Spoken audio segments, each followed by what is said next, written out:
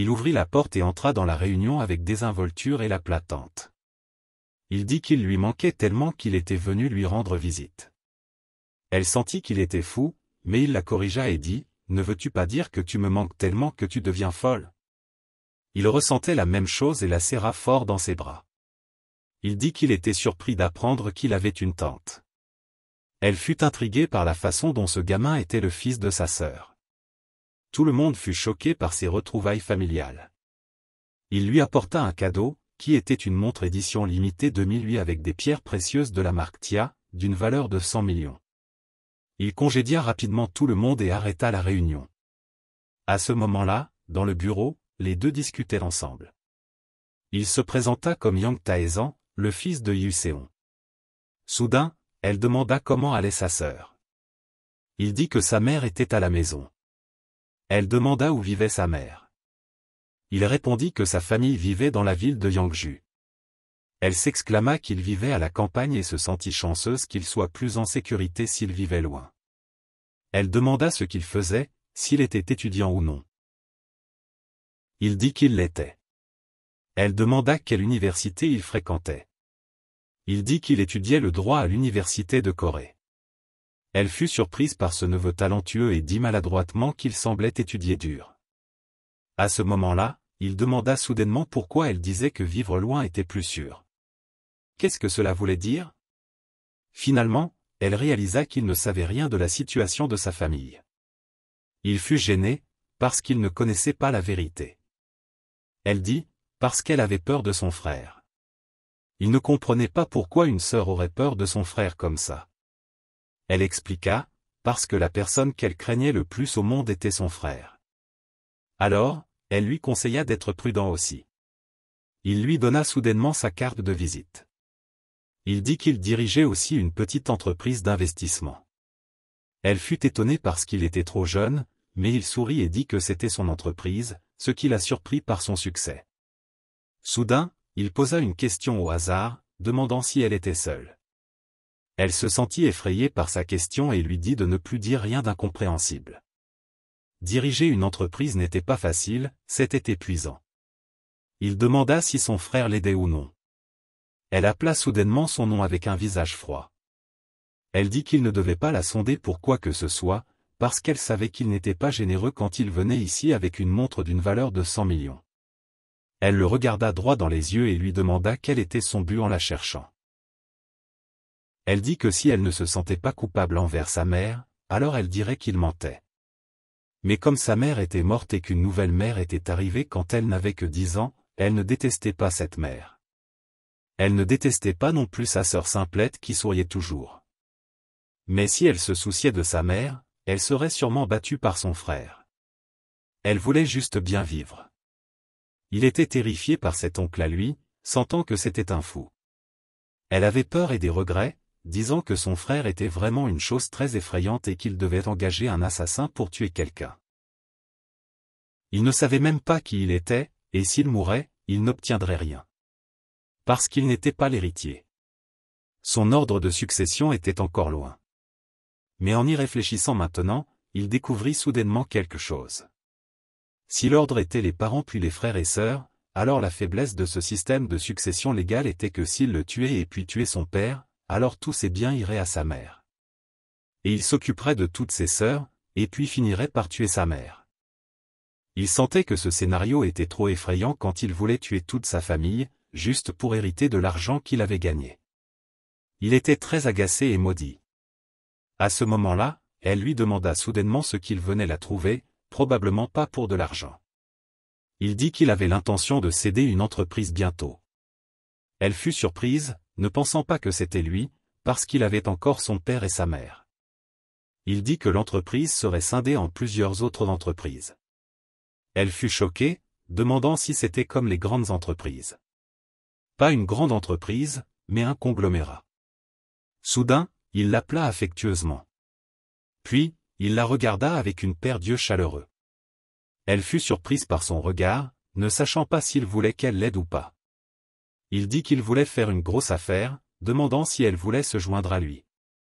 À ce moment-là, dans une maison, il s'exclama, Pourquoi un jeune danseur a-t-il autant d'argent et est aussi le neveu du président?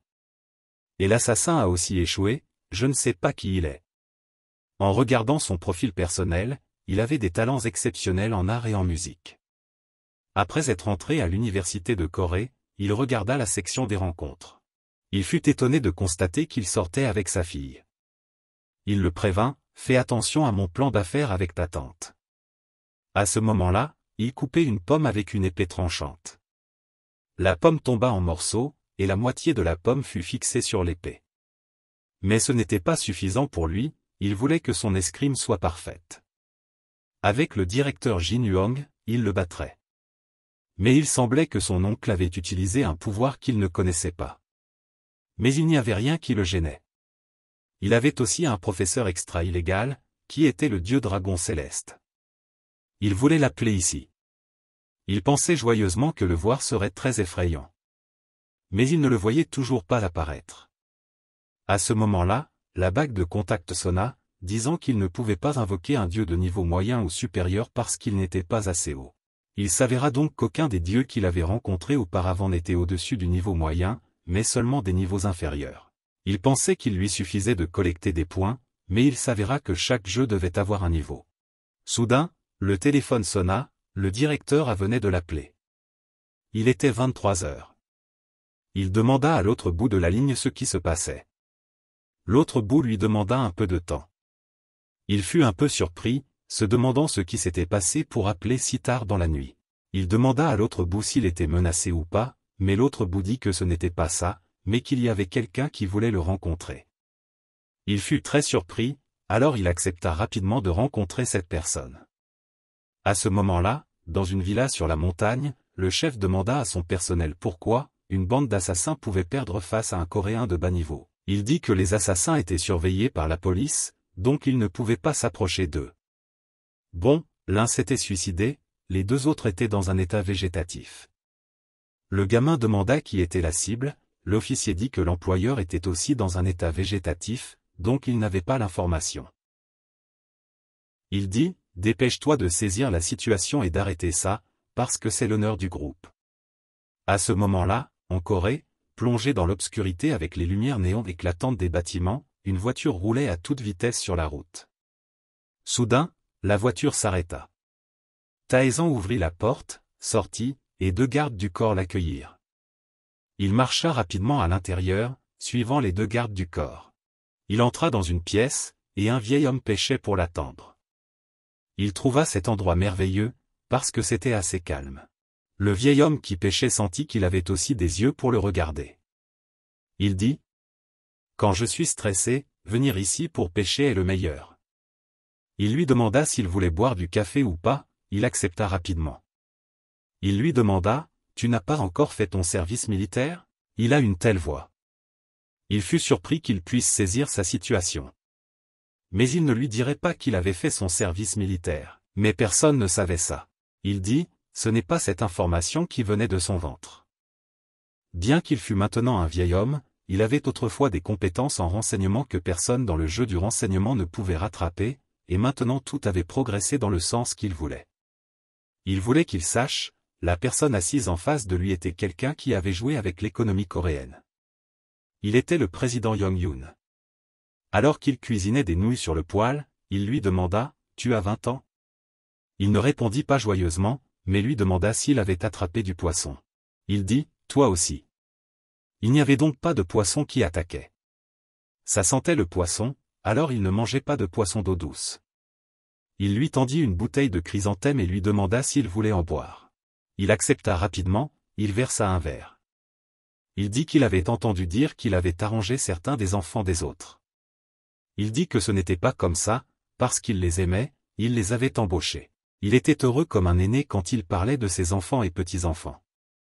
Partout où il allait, il était aimé de tous. Soudain, il lui demanda s'il avait beaucoup d'argent. Le voyant surpris, il continua, parce qu'il avait entendu beaucoup de rumeurs qu'il avait ouvert les comptes de sa mère et les siens. Il lui rappela de ne pas faire confiance aux gens du gouvernement, parce qu'il y avait des vers et des espions partout. Le directeur Choi n'avait probablement que de l'argent dans la tête cette fois-ci. Après avoir su que l'ancien président était un fond avide et qu'il avait été renvoyé, le vieil homme dit.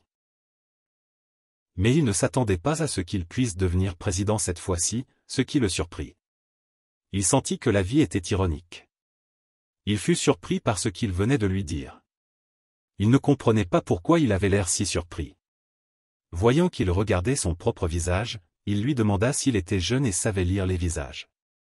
Il le fit sursauter, il était un peu gêné car c'était la première fois qu'il était pris sur le fait en regardant le visage de quelqu'un d'autre. Le vieil homme lui dit que le destin ou les 4 piliers devait aussi être cru modérément, parce que même s'il pouvait voir le passé en regardant les visages, il ne savait toujours pas l'avenir des êtres humains. Parce que les gens, même si les temps changent, même s'ils sont des saints, ils seront corrompus. Alors il devait changer l'avenir dès maintenant, ne pas croire à la lecture des visages ou aux 4 piliers, juste s'y référer et ne pas faire trop confiance aux gens et ne pas mépriser les gens. Il fut surpris par le vieil homme en face de lui. Il dit des choses comme ça en tant qu'aîné, il continua, il devait juste essayer chaque seconde chaque minute. Même s'il était trahi et perdait tout comme lui, il ne devait rien reprocher, tout était le destin. Il fut surpris d'entendre cela. Il ne pouvait pas croire que quelqu'un comme lui puisse être trahi. Le vieil homme dit qu'il avait été poignardé par la personne en qui il avait le plus confiance. Il lui dit qu'ils étaient plus qu'il ne l'imaginait, ils étaient obstinés et cruels. Il lui conseilla de toujours faire attention, parce qu'il visait toujours son coup. Il était en colère, demandant qui ils étaient et comment ils osaient faire ça à lui.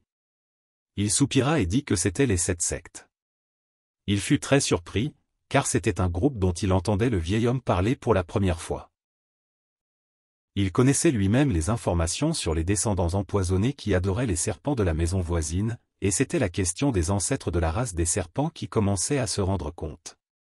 À ce moment-là, le système sonna soudainement, les points de mérite furent payés au vieil homme comme prix pour obtenir les informations, ce qui le surprit. Le vieil homme le regarda pensivement. Il dit, « Ils sont plus sales que des parasites. » Il lui dit tristement. La première fois qu'il entendait parler de cette organisation, il ne savait pas si c'était un gang ou pas. Il demanda au vieil homme, après tout, quel est ce groupe, et pourquoi il le vise. Il a dit que pour mourir sous les mains des étrangers aux cheveux noirs et de ceux qui le fixaient du regard, il n'y avait pas d'autre moyen que de jeter la société Jegom en sacrifice. Il était surpris et ne comprenait pas, les gens aux cheveux noirs étaient des étrangers? Il a regardé le vieil homme sérieusement et lui a demandé, est-ce que ça a un rapport avec le groupe Anna? Il a dit qu'il ne connaissait pas les détails, parce qu'il n'avait presque appris leur existence qu'après sa chute.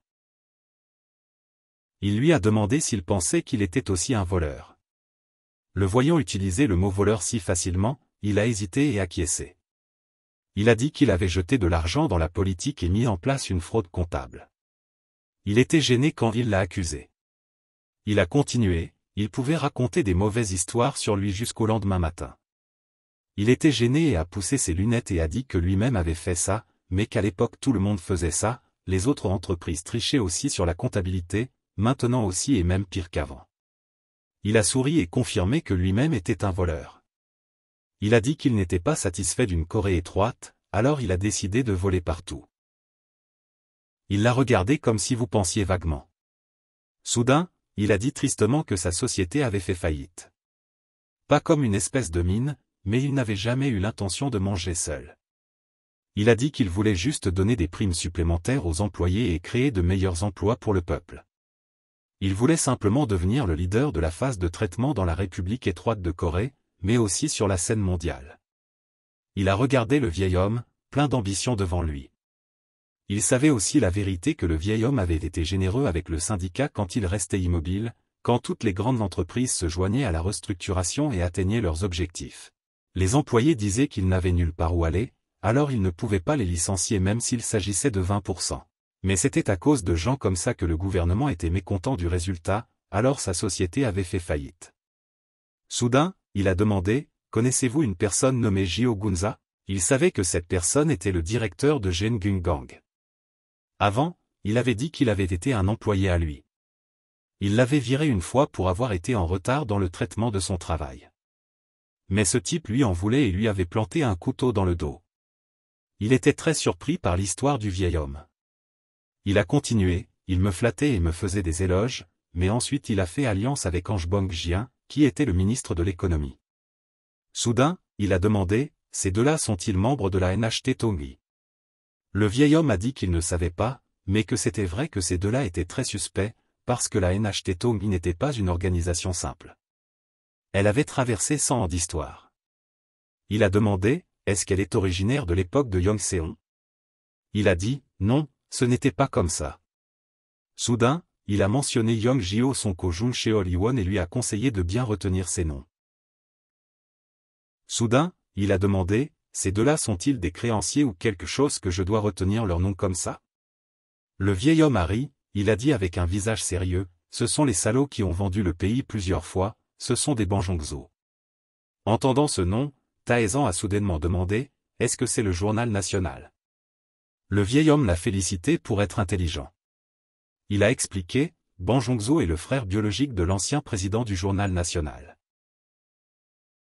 Finalement, il a compris, et le nom Sonko Dung est alors devenu avocat. Il a gravi les échelons pour éviter la Cour suprême, puis a formé une faction avec un avocat talentueux.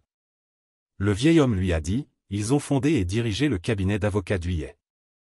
Il a dit le nom Cheon Iwon pendant la dictature, il était à la fois le premier ministre du gouvernement et un membre du Parlement, le président de l'association Corée-Japon, le premier président de l'Union démocratique libérale dans le corps de la victoire du Japon, aussi le pire des pires. Il a dit que son fils était maintenant aussi membre du Parlement. Il continuait à jurer, c'était des types terribles. Il a dit qu'il s'était caché très habilement et qu'il avait aussi mis du temps à les découvrir. Il a dit que la première association des sectes était une organisation fondée par ceux qui avaient reçu de l'argent de l'organisation secrète japonaise comme fonds politique et qui avaient discrètement l'intention de vendre la République de Corée, en entraînant les médias à agiter la politique et quelques entreprises étaient devenues membres de la première association des sectes. Le vieil homme a dit qu'il devait apprendre ces choses pour vivre plus longtemps. Il a été très surpris de l'entendre dire ces mots. Il était comme un professeur senior. Il lui a donné ce qu'on ne lui avait pas enseigné. Il a dit que la faiblesse appelle toujours le mal. Et il lui a conseillé d'être fort, pour qu'il puisse survivre. À ce moment-là, chez Yuri, la maison de Yuri parlait joyeusement avec elle le matin. Elle a conseillé à son père de passer du temps avec elle, puis de passer du temps avec sa mère, parce que sa mère s'occupait toujours d'elle. Son père a dit avec joie qu'il avait donné à sa mère l'enveloppe qu'elle aimait, ce qui l'a fait rire joyeusement. Les deux bavardaient joyeusement, mais à ce moment-là, soudain, son père a prononcé son nom. Elle a été surprise de voir son père, bonjour, elle lui a rappelé le temps où elle était encore dans ses bras. Puis il a acheté du BIM et lui a manqué. À ce moment-là, soudain, il s'est essuyé la bouche, lui a demandé si elle n'avait rien à lui dire. Pourquoi ne me comprends-tu pas? De quoi parlons-nous? Soudain, son père a mentionné ses fréquentations, ce qui l'a fait transpirer. Elle a affirmé qu'elle n'avait jamais eu de rendez-vous, mais son père n'y croyait pas. Elle était gênée d'être sûre qu'elle n'avait jamais eu de petit ami. À ce moment-là, soudain, son père lui a suggéré d'aller en France pour étudier à l'étranger pendant quelques années, puis d'y aller pour étudier et obtenir son diplôme universitaire. Elle a paniqué, n'a pas encore réagi. Son père a dit que la chose qu'elle aimait auparavant était d'étudier à l'étranger, alors maintenant il la laisserait faire ce qu'elle aimait. Elle a souri, a dit à son père qu'elle ne voulait pas partir, qu'elle voulait rester en Corée pour terminer ses études universitaires. Si vous partez étudier à l'étranger, laissez-le pour plus tard. Soudain, il a élevé la voix, disant qu'il avait décidé et en avait discuté avec sa mère. Elle devait partir, il avait peur que son père sache quelque chose et réagisse comme ça. Il la regarda et dit que ce n'était pas une faveur, c'était un ordre, voulait qu'elle fasse plus d'expérience sur le monde et qu'elle revienne ensuite. Elle a paniqué et a été surprise par son père qui était trop anormal. Il a continué après avoir étudié à l'étranger, elle devait juste épouser le gars qu'il avait choisi pour elle, et lui a rappelé que même si elle allait lui parler, elle ne pouvait rien changer. À ce moment-là, elle était très contrariée chez lui. Son père a dit que son père en avait aussi discuté avec son grand-père, donc son grand-père l'avait aussi permis. Le matin comme d'habitude en Corée, l'avocat était au bureau de Taezan, lui a demandé pourquoi il devait l'appeler tôt comme ça, notre dernière nuit il avait causé des problèmes alors il voulait qu'il les résolve. Il s'est tourné vers lui et a souri en disant qu'il avait quelques questions. L'avocat l'a taquiné en disant qu'il était si intelligent mais qu'il avait encore quelque chose à demander à un avocat médiocre comme lui. Il a demandé s'il était le lien entre la politique et le monde financier. Il a dit que c'était vrai, mais qu'il y avait autre chose en plus de lui. Il a demandé ce que c'était. Il a expliqué, au début des années 1970, les avocats Lehon et Jung Sun-cheol ont officiellement établi, bien que sous la forme d'un cabinet d'avocats, mais en fait c'était un cabinet d'avocats sous la forme d'une organisation stricte. Cependant, le véritable propriétaire de cet endroit n'était pas les deux, mais le senior avocat Sung Kung. Il demanda si c'était le président de la Cour suprême Sung Kung. L'avocat fut surpris qu'il le sache. Il fut gêné et dit que, parce qu'il était étudiant en droit, c'était normal de le savoir. Il continua, selon des informations secrètes, son Kodung, le cabinet d'avocats qu'il avait beaucoup soutenu à l'époque, n'avait presque pas d'affaires qu'il ne pouvait pas gagner, parce que son Kodung était le président de la Cour suprême. Donc, tout était arrangé. Il fut extrêmement choqué d'entendre la vérité de la bouche de l'avocat. Il dit qu'il savait aussi qu'il avait fait de son fils, son Jakion, le directeur. Il était diplômé du département de droit de l'université de Hanbok et après avoir réussi l'examen judiciaire, il devint juge, puis juge en chef. Puis il rejoignit, et bientôt il devint le directeur. En entendant cela, il comprit enfin, peut-être qu'il ne pouvait pas toucher à ce cabinet d'avocats. L'avocat dit qu'en fait, la société SAMU avait été détruite par eux plusieurs fois. Donc personne ne voulait s'impliquer avec eux. Ils attaquaient les autres entreprises avec des tactiques très étranges, et ils ne recrutaient que des experts nationaux, mais pas des experts étrangers. Il demanda, peut-être que ce côté avait confiance, non? L'avocat dit qu'il pensait aussi cela, donc il se préparait plus minutieusement. À ce moment-là, il dit soudainement qu'il voulait lui demander de l'aide. Il accepta joyeusement, parce que si c'était pour lui, même s'il sautait dans l'huile et l'eau bouillante, il le ferait. Il dit, ils devaient semer une graine ensemble. Il ne comprenait pas grand-chose, et demanda s'il avait l'intention de planter des cultures. Il trouva que l'avocat était trop stupide, avait une imagination très simple. Il dit, planter, mais pas sur le sol, mais sur les gens. Il allait officiellement planter ces gens partout. Il dit à l'avocat, ouvre les documents qu'il lui avait dit auparavant. Il ne savait pas de quel document il parlait. Il dit que c'était ce document. Il fut encore plus confus. À ce moment-là, il dit que c'était le document de corruption du député Jian Yoshi. Il fut choqué que jusqu'à présent, il se souvenait encore de cette chose. Bien sûr, il se souviendrait des choses qui l'aidaient. Pourquoi oublierait-il? L'avocat se sentit extrêmement effrayé parce que s'il sortait cette chose, sa vie ne serait pas garantie. Soudain, il mentionna l'avion familial, du complexe de Kota Kinabalu à la carte VIP à vie pour les chambres multifonctionnelles des hôtels 5 étoiles du monde entier. Il les lui donnerait tous. Il fut extrêmement choqué. Quoi, il osait le soudoyer. Mais dans son cœur, il était très heureux. Il dit que la fraternité ne devait pas être calculée comme ça et lui demanda quel document il voulait. Il dit que le document pouvait être fait et envoyé à l'autre partie qui ne pouvait pas résister. Il fut surpris qu'il voulait ce document important. Voyant son visage comme ça, il dit qu'il voulait juste défendre tout et qu'il voulait lui demander une faveur. Il lui demanda s'il connaissait l'association des sectes unies. Il fut terrifié, demandant comment il connaissait l'association des sectes unies. Il demanda où il l'avait entendu. Il sourit, disant qu'il l'avait entendu par hasard. Il pensa qu'il était trop déraisonnable envers lui, le rendant incompréhensible. Il cria soudain, disant que même quand il était sur ses gardes contre lui, il avait enquêté sur sa réunion de classe de droit. Il dit que les membres n'étaient même pas 10 personnes, mais qu'il savait quand même que c'était incroyable. Il sut alors qu'il parlait du traducteur, et il avait trop attendu de sa carrière d'avocat. Soudain, le téléphone a sonné, annonçant que le directeur Han Jin-u le cherchait. Il les a vite invités à entrer. À ce moment-là, l'autre bout du fil a annoncé qu'il y aurait un autre invité en visite. L'avocat a été un peu surpris et a voulu l'éviter. Il lui a dit qu'il avait une réunion importante. Il lui a vite dit au revoir et est parti. Il lui enverrait le document par email. Il lui a dit au revoir et a dit qu'il le contacterait plus tard. L'appel des deux personnes entrant dans la pièce. C'était l'invité qui l'attendait depuis tout ce temps. Même sa porte était déjà ouverte.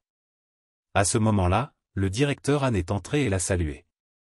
Il a tourné son visage pour regarder derrière lui. Derrière le directeur Han se trouvait un homme court d'une 50aine d'années, avec un corps solide comme un roc. Ses yeux étaient sévères et confiants en le regardant. Il a tendu la main pour lui serrer la main et se présenter. Il a regardé sa main un instant, puis s'est avancé pour lui prendre la main et se présenter comme Jiang-hun. Il était le directeur de l'Institut national du renseignement de l'avenir. ONIS. À ce moment-là, quelqu'un écoutait le téléphone et demandait où se trouvait quelqu'un maintenant. L'autre bout du fil a dit qu'ils avaient perdu la trace de cette personne au lieu de rendez-vous. Il l'a grondé, disant que juste parce que vous êtes un supérieur dans la direction de l'État, il devenait arrogant, non? Il se considérait toujours comme un membre du NIS. À ce moment-là, la direction de l'État avait changé. Il a dit qu'il surveillerait certainement chaque membre pour éviter l'échec et découvrir si quelqu'un soutenait les anciens dirigeants. À la société LOR. La réunion entre les deux personnes a toujours eu lieu dans la poignée de main. Il l'a remercié d'être venu ici aujourd'hui et il a dû faire un long voyage. Il a aussi admis cela et a dit qu'il ne savait pas que ce serait si fatigant quand il viendrait ici. Le directeur en est parti d'abord pour rendre les deux plus à l'aise pour parler. Les deux étaient d'accord avec lui et l'ont laissé partir. À ce moment-là, 2 tasses de café fumaient encore sur la table.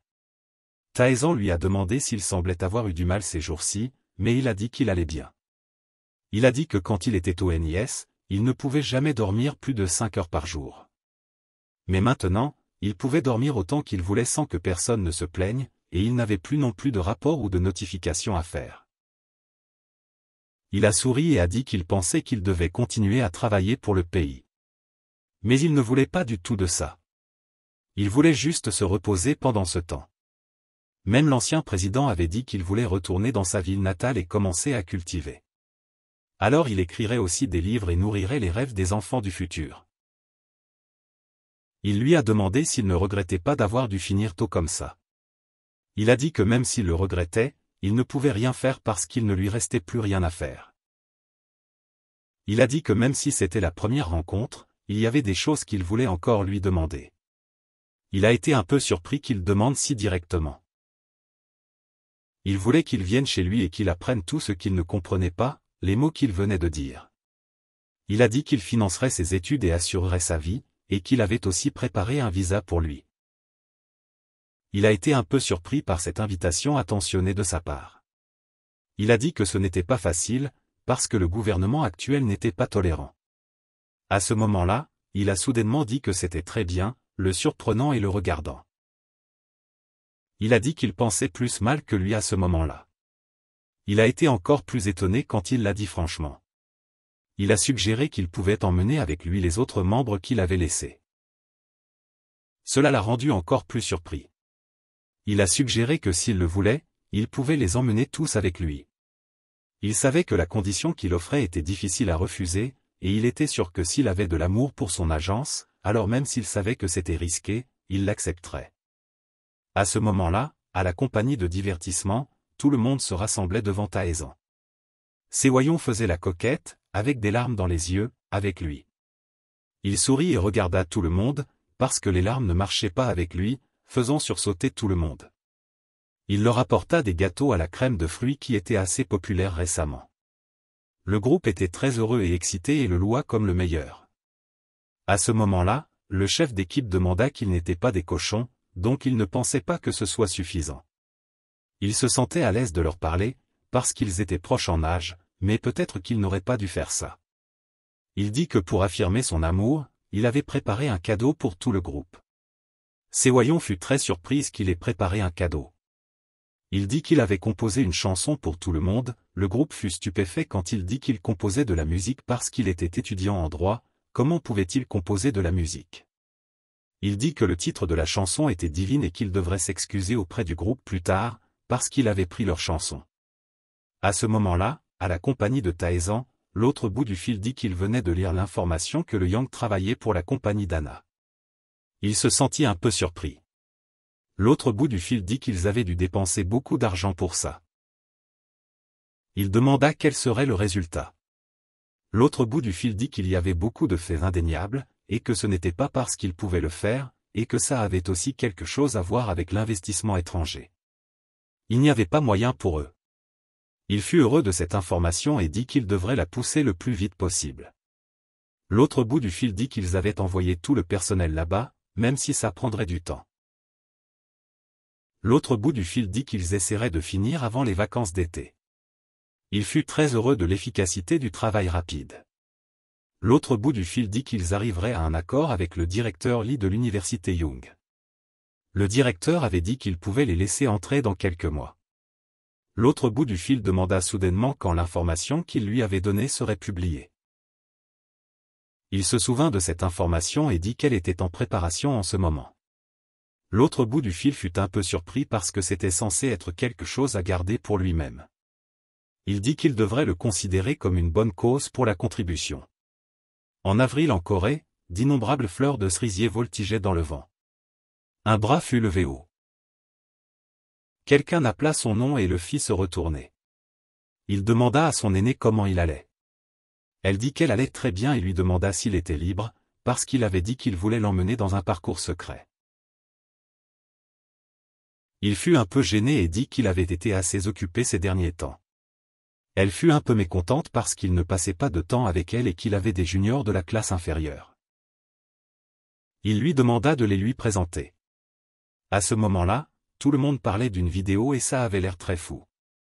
C'était sur un site web américain. Tout le monde se disait que à cause du trafic élevé, il ne pouvait pas facilement l'obtenir, mais c'était aussi sur d'autres sites web et c'était partagé comme un fou dans tous. Tout le monde disait que selon les rumeurs, la personne dans la vidéo était un politicien d'un autre pays. Tout le monde demandait si ce politicien était le sénateur de Jiangsu ou pas. La vidéo était publiée avec des informations disant que son frère était le PDG du groupe ANA. Il savait cette information parce qu'il était celui qui l'avait diffusée. À ce moment-là, sa supérieure rougit et lui demanda de quelle vidéo il parlait. Il dit qu'il y avait une grosse vidéo qui se répandait. Elle dit que c'est bête. Pourquoi, tous les hommes étaient comme ça, sauf Taezan. Il la remercia joyeusement pour le compliment. En fait, elle ne savait probablement pas que c'était à cause de lui que le mouvement de Moi aussi se déroulait fortement en ce moment alors qu'il ne restait pas beaucoup de temps avant le début de l'élection. Mais c'était le meilleur moment pour envoyer quelqu'un loin. Dans la ville de Yangju, la pluie tombait à verse. À ce moment-là, la radio disait aux gens qu'elle envoyait aux habitants de la ville de Yangju. Je suis votre représentant aux UU. Faites-moi confiance une fois de plus. Il dit qu'il n'était pas né ici, mais qu'il considérait cet endroit comme sa ville natale et qu'il essayait de faire de son mieux. Pendant les 4 dernières années, il a travaillé dur pour développer la ville et aider les entreprises locales. Il est également très proche du président en exercice. Si les gens d'ici le soutiennent, il continuera à améliorer les entreprises locales et à renforcer l'économie de cet endroit. Il dit s'il vous plaît soutenez-le juste une fois. Les partisans font de leur mieux, il se tient sous la pluie avec enthousiasme, mais personne ne se soucie de lui. Il se sent extrêmement triste. À ce moment-là, il remercie sans cesse les gens d'ici, mais personne ne se soucie de cela non plus. Au bureau, il est très en colère car il n'a pas obtenu de vote alors que tout le monde pouvait les obtenir facilement. Un employé lui apporte une tasse de thé et espère qu'il se calmera. Il dit qu'il ne faut pas abandonner, car selon leur analyse, ils se portent très bien. Ils sont en avance sur les concurrents d'environ 15%. Il sourit joyeusement, disant qu'il doit remercier ces idiots de lui offrir une grande victoire bientôt. Il dit que ceux qui s'opposent à eux ne savent pas comment fonctionne la politique, et qu'ils doivent tout faire à ce moment-là. Soudain, il a demandé, qui ici a la meilleure main? Il a appelé à Young et une paire de talons au noir est entrée dans la pièce. Elle s'est approchée et lui a demandé si elle l'avait appelé. En la voyant, il dit joyeusement que son épaule était un peu raide et voulait qu'elle vienne le masser. Elle était timide et hésitait à y aller. Il a immédiatement fait sortir tous les gardes du corps de la pièce. Il y eut des gémissements agréables dans le bureau. Il l'a félicité pour un excellent massage des épaules. Soudain, il a poussé Thé vers ses fesses et lui a dit que les jeunes filles comme elles font toujours de leur mieux. Elle se sentait à la fois embarrassée et en colère, mais elle ne pouvait rien faire pour le moment. Soudain, un garde du corps s'est précipité et l'a appelé, le faisant paniquer. Il était furieux et l'a réprimandé pour avoir gâché sa pause. Il rougit et annonça que quelque chose d'important s'était produit, et lui dit de vérifier rapidement sur Internet. Il a vérifié Internet rapidement. À ce moment-là, il a été extrêmement choqué de voir sur l'écran une sextape divulguée du politicien de Yangju Ozuyu. Cela le montrait au lit avec une fille sexy. Il était terrifié et son visage s'était engourdi. À ce moment-là, soudain, le téléphone sonna au garde du corps, disant que le chef du parti appelait. Il y a environ 10 ans, quand il était jeune, lui et d'autres jeunes avaient filmé beaucoup de vidéos travaillant avec des étudiantes. Mais il ne comprenait pas comment ces vidéos étaient apparues ici. Il avait peur de savoir qu'il était piégé. À ce moment-là, soudain, la porte vitrée explosa, et des éclats de verre volèrent dans toute la pièce. Une pierre fut lancée à travers la porte vitrée, et des cris exigeant sa démission résonnèrent. Beaucoup de gens protestaient et voulaient qu'il démissionne immédiatement, car il n'était pas différent d'une bête. Les pierres lui frappèrent le visage et les injures étaient terribles, le faisant douter qu'il était tombé dans ce bourbier.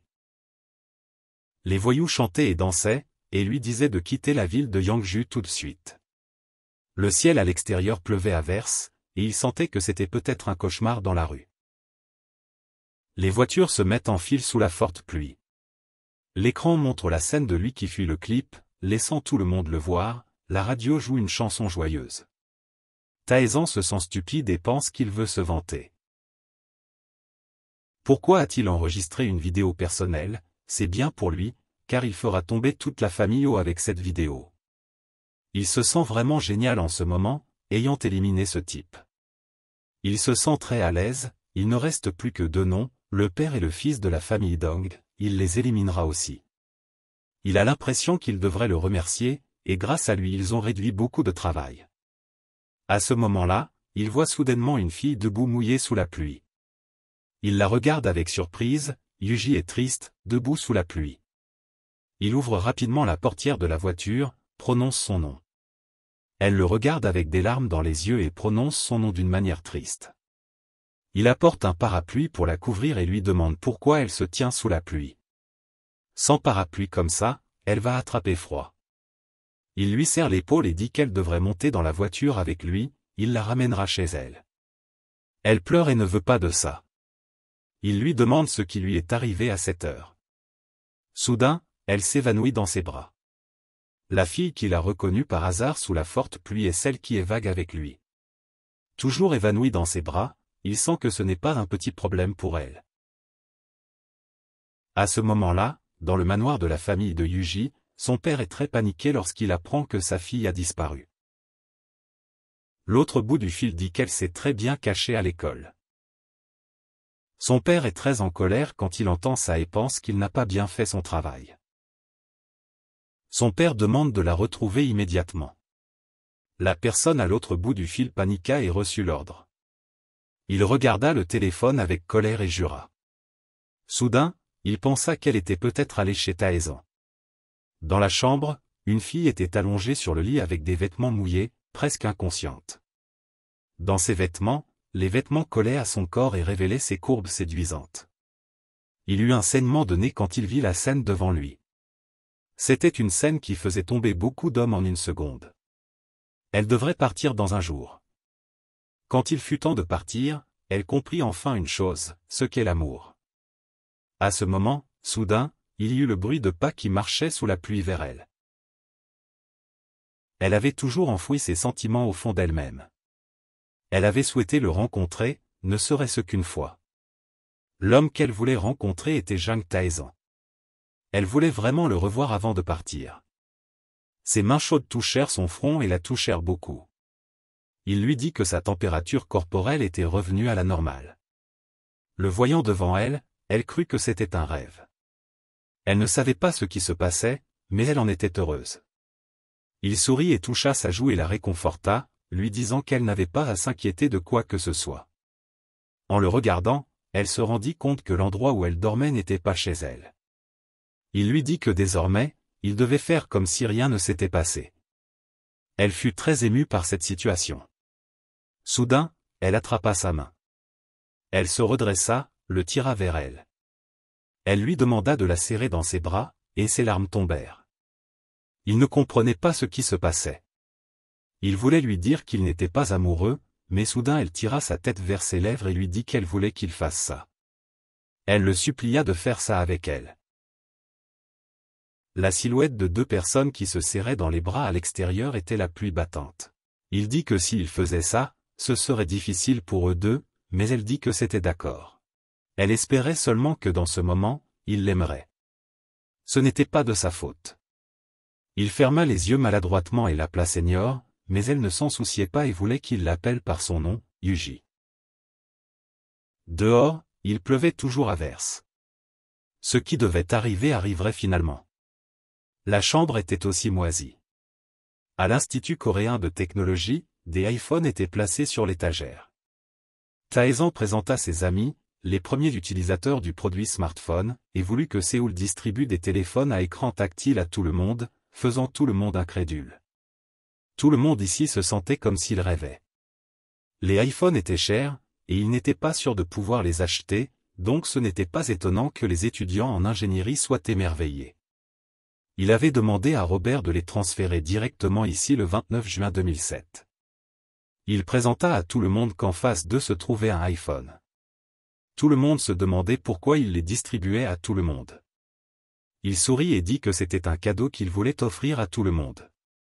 Tout le monde fut très surpris, au point que le ne pensait pas qu'un étudiant en droit puisse donner à tout le monde ces choses. Voyant la réaction joyeuse de tout le monde, il ne savait pas quoi faire. Il présenta l'iPhone avec le support du réseau 2.5G, mais malheureusement c'était du GSM, donc les gens ne pouvaient pas utiliser cette fonctionnalité dans ce pays. Mais il promit à tout le monde qu'il apparaîtrait dans les 2 prochaines années. Tout le monde fut choqué, ne sachant pas ce que le gouvernement faisait quand il était si lent. Il sourit à la réaction de tout le monde et leur demanda avant de leur montrer l'application qu'ils avaient développée. Il voulait demander à tout le monde une chose, qui était de savoir à quel point il pensait qu'Apple serait un succès. Une personne dit que peut-être que c'était juste un feu de paille. Une autre dit qu'ils avaient entendu dire que Microsoft et Google préparaient leur propre version. Il dit que s'il en tenait à lui, il penserait certainement que Nokia perdrait rapidement. Tout le monde ne croyait pas ce qu'il disait, parce que Nokia contrôlait tant le marché du téléphone portable, comment un géant comme Nokia pouvait-il échouer? Tout le monde pensait que c'était une blague. Il sourit et dit à tout le monde de lui faire confiance, Apple serait un énorme succès et finirait par prendre la première place. Tout le monde sentait qu'il exagérait tout comme une blague. Il regarda tout le monde et dit qu'il venait de le vivre, donc il savait aussi les 3 principales raisons pour lesquelles les gens étaient attirés par l'iPhone. Tout le monde le regarda et l'écouta continuer. Selon lui, la première partie était le téléphone lui-même. Ceux qui avaient utilisé un MacBook ou Albert comprendraient ce qu'il disait. Ils étaient créés dans le but d'apporter une expérience utilisateur unique, rapprochant les gens et les machines. La deuxième raison était le facteur addictif des programmes. Si vous utilisiez des iPhones, alors vous deviez utiliser un USB. Tout le monde fut étonné de l'entendre dire ça. C'était la tendance addictive que Matthew visait. Enfin, il y avait le centre de service à la clientèle qu'Apple fournissait. En outre avec ses outils de développement attrayants. Les individus talentueux et curieux seraient attirés par ce marché. Parmi eux, il y en aurait qui deviendraient extrêmement réussis sans être affiliés à aucune entreprise ou groupe. Juste en créant des applications. Certaines personnes obtiendraient un grand succès. Tout le monde murmurait qu'il exagérait. Si vous faisiez des applications, alors vous ne gagneriez pas beaucoup d'argent. Et ce n'était pas comme si créer un site web était une application mobile. Et ils ont dit que les étudiants en droit essayaient d'exagérer tout. Il a senti que tout le monde ne croyait pas en lui. Même s'il leur avait dit tant d'informations. Alors il leur montrerait. À ce moment-là, il a dit à tout le monde, parcourez le menu des applications. Tout le monde était étonné et a vite pris son téléphone pour chercher le menu des applications. Il a demandé à tout le monde s'il voyait l'application avec l'icône d'un groupe de lions. Et ouvrez-la. C'était l'application développée par lui et Séoul. Tout le monde était très surpris que seulement 2 personnes puissent développer une application téléphonique. Presque tout le monde ne croyait pas cela. Mais il savait qu'il y aurait plus de surprise pour tout le monde. Ce n'était rien encore. Il a dit que même s'il ne rejoignait aucune entreprise ou groupe, les gens ordinaires pouvaient aussi décrocher le gros lot en développant des applications. Tout le monde était très surpris de voir un lion mignon apparaître sur l'écran du téléphone. Quand quelqu'un touchait sa main, il s'énervait vite, se mettait en colère et disait que les humains ne respectaient pas les autres. Quand il touchait son épaule, il riait sans arrêt, disant qu'il avait honte de lui-même. Tout le monde était choqué de voir un chat qui pouvait parler et ne croyait pas que c'était une telle application. Il réagissait au toucher de tout le monde. Il savait qu'ils avaient été très intéressés par cette application. Juste lancée, c'était la première application à attirer l'attention sur l'iPhone. Et il travaillait avec Anymen donc ça ne prenait pas beaucoup de temps. Tout le monde était émerveillé de voir que c'était une application de haut niveau. Ils lui ont demandé s'il avait vraiment développé cette application. Seulement 2 personnes peuvent faire ça, non? À ce moment-là, il a demandé à tout le monde d'en être témoin. Il a dit que seuls ceux qui ont une pensée créative peuvent diriger ce monde. Puis, le système a retenti. Il a reçu beaucoup de points de karma. Tout le monde était excité d'entendre ce qu'il disait, comme si quelque chose changeait en eux. Puis, le système a retenti. Les ancêtres vous regardaient, qui donnaient des conseils bénéfiques à leurs descendants. À ce moment-là, à l'université de Séoul en Corée, ils ont demandé si c'était lui. N'était-il pas un étudiant en droit? Elle lui a tendu le téléphone et a dit qu'il était sûrement un extraterrestre. Cela a rendu la fille très intéressée. Il a dit qu'il ne lui avait dit que cela. Cela l'a surprise et elle a écouté ce qu'il disait. Il a dit que les extraterrestres existaient dans la zone 51 au Nevada, aux États-Unis. Elle était agacée parce qu'il lui racontait des bêtises. Puis, soudain, le téléphone a vibré. Le nom Osaka est apparu sur l'écran du téléphone. Il a demandé ce qui se passait. L'autre bout du fil a dit qu'il s'était passé quelque chose de grave. Il était choqué et a crié, demandant si le procureur avait vraiment fait irruption et s'il y avait une enquête en cours. Séoul a été surpris par son coup de téléphone. Cette fois, c'était un procureur. Après tout, qui était-il? À ce moment-là, au bureau de LOR, un procureur a montré son badge et lui a demandé d'appeler son avocat. Elle est vite sortie et a salué tout le monde. Elle lui a demandé s'il voulait une tasse de café glacé parce qu'il faisait trop chaud aujourd'hui. Il a dit qu'il n'était pas venu pour jouer, alors qu'elle n'essayait pas de perdre du temps. Il a été très surpris de découvrir que cette femme était la seule employée ici. Elle a souri et lui a dit que s'il voulait enquêter, qu'il y aille, il ne l'arrêterait pas, parce qu'elle avait aussi travaillé dans un cabinet d'avocats pendant un moment. Il était très agacé de découvrir que leurs informations étaient confidentielles. Il a appelé son personnel, leur disant de tout rassembler ici et de ne pas divulguer d'informations.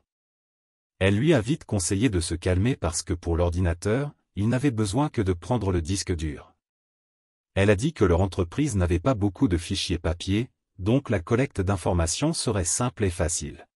En regardant le nom du PDG, il fut surpris que ce soit un jeune homme qui l'avait enquêté.